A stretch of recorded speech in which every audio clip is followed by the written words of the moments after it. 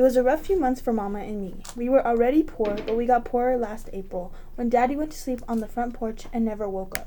Mama cried and cried, 'cause Daddy didn't have a suit to be buried in.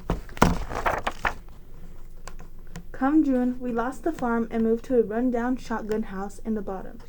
On Friday the 13th, it rained frogs, everything flooded, and Smitty, my dog, disappeared. Misery loves company, Mama said, shaking her head as she swept water out the back door. I hugged her up close, the way I always did when she was sad or I was scared. Long as we have our health and strength, we are blessed, James' oldest, Mama said, trying to sound brave, but things didn't get any better. We got an early snowfall in November and Christmas was skimpy, but we made it through to the new year. Before I realized, February was upon us, with Valentine's Day just 2 weeks away. One Sunday, Reverend Dennis made an announcement during services, just as we always do. We'll be delivering love boxes to needy folk in our community, he said. Irene Temple and her little girl have lost everything in a fire. We must add them to our list. Next week, bring whatever you think might be useful to them. Remember, what is given from the heart reaches the heart. James Otis, we need to help out, Mama said on the cold walk home. I came back with, how we doing? How we gonna do that, Mama? We ain't got nothing ourselves. Mama kept right on talking. Sister Bunch told me the daughter's name is Sarah. She's 7, 2 years younger than you. You can find a little bit of something for her, don't you think? I wasn't convinced.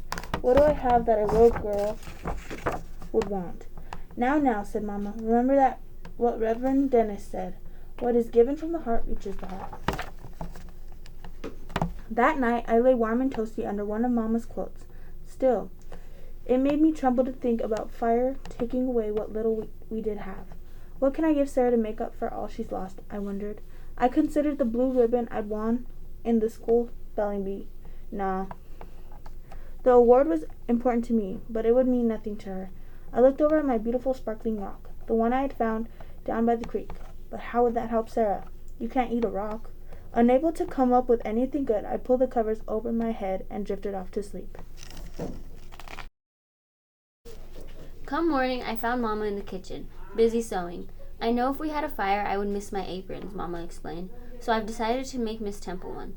But Mama, you're using your white tablecloth, the only nice thing you have. James Otis, I'm stitching with a loving heart. My hope is that this apron will give as much joy to Miss Temple as the tablecloth has given me. That made me study harder on what I could contribute. Maybe Sarah would like something to play with, like my whistle from Dexter Benson's birthday party, but my spit was all over it. What about my crayons? I drew so many pictures with them, even though the black, pink, and dark blue were missing. No way, I couldn't give her used crayons, and I couldn't give her my pencil. That was just a nub and not much eraser left either. As time flew toward Valentine's Day, I fretted more and more. I considered giving Sarah a puzzle. It didn't bother me that 2 pieces were missing, but it might bother her. That wouldn't do. Not even with a bow on it, and neither would my capeless Superman Halloween costume. Then I remembered my book, Things That Roll. Mama paid 10 cents for it at the resale shop. I read it every night until I'd memorized each word, and then I drew pictures of all the stuff that rolled. Sarah might enjoy my book, I thought. But maybe she didn't like trucks and marbles and such. Still, it got me to thinking. I gathered my crayons, my pencil, and some paper and got busy. On this Sunday before Valentine's Day, we were off to church. Along the way, Mama told me, as usual, the trustees will deliver the love boxes to the homes of the needy. But Reverend Dennis had invited the Temples to receive theirs at Olive Chapel so they can meet the congregation. The church was full. Mama beamed as she carefully placed the apron in the box. When we presented the Temples with their love box, filled with all kinds of clothing, food, tools, and toys, Mrs. Temple was overcome with emotion. The congregation shouted, Amen. Even so, Sarah seemed sad and afraid. She clung to her Mama's arm and hid her face. I walked over to where they were standing. Hi, Sarah, I said, sounding cheery-like. My name is James Otis, and I'm pleased to meet you. Same to you, she answered, looking at her feet. Here, I said, handing her my gift. I wrote it, drew the pictures, and put it together by myself, just for you. Sarah managed a smile as she stared at the book I'd made, then real slow like she read the cover, From My Heart to Your Heart, by James Otis Petway. It's about a little girl named Sarah, and don't tell me, she said. I want to read about myself by myself. I can't believe it, she squealed. A book about me. Then she covered her mouth to catch a giggle. Seeing little Sarah made me happy too. I laughed out loud. I put some hard words in so you can look them up.